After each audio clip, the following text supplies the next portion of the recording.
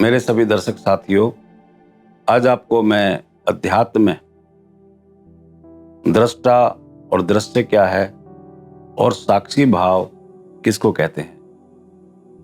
साथियों, मूल रूप से दृष्टा और दृश्य ब्रह्म ही है। ब्रह्म ही देखने वाला है और ब्रह्म ही दिखने वाला है। जैसे कई बार हम अपने मुख से कोई गाना गुनगुनाते हैं तो वहां पर गाना गुनगुनाने वाला भी वही है और जो उस गाने के गुनगुनाने का जो आनंद लेने वाला है वो भी वही है। तो आनंद लेने वाला और गाने गाने वाला वो दो नहीं है। ऐसे ही ब्रह्म ही दृष्टा है, ब्रह्म ही दृश्य है, ब्रह्म ही देखने वाला है, ब्रह्म ही दिखने वाला है। ये दोनों एक नहीं है।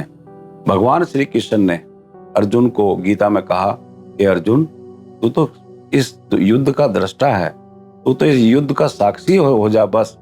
और ये जो युद्ध होने जा रहा है ये तो मैंने पहले से तय कर रखा है। तू तो अपना यश प्राप्त कर ले, इस युद्ध को करके इसका साक्षी बन जा, इसका दृष्टा बन जा। दृष्टा भाव का मतलब, साक्षी भाव का मतलब यही है कि जो कुछ इस ब्रह्मांड में घट रहा है वो घट रहा है, उसको हम कोई परिवर्तन नहीं कर सकते। उस घटने में हम कारण नहीं है।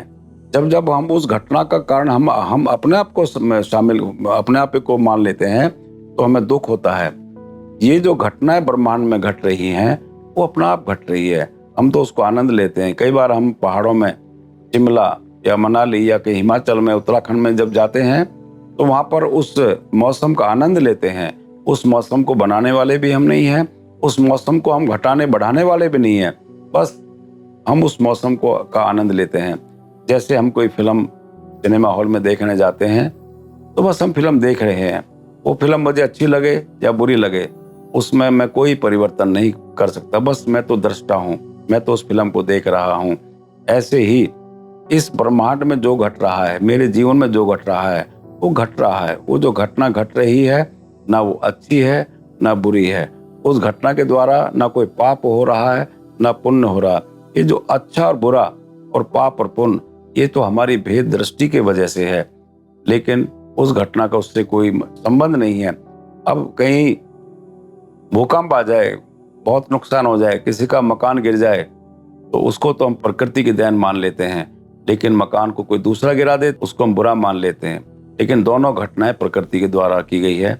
इसलिए दृष्टा और साक्षी भाव का तात्पर्य यही है कि जो हो रहा है वो हो रहा है, उसको आप अपना देख कर आनंद लें, उसमें आप लिप्त ना हो, उसका कारण आप स्वयं को ना माने। यही दृष्टा भाव और साक्षी भाव का मतलब है। साथियों, मैं इस विषय पे यही अंत करता हूँ। अंत में मेरी आपसे प्रार्थना है कि आप कृपा करके मेरे इस YouTube चैनल को सब्सक्राइब करें, इस पर कमेंट्स करें और अपने दोस्तों को इसका शेयर करें। बहुत बहुत धन्यवाद।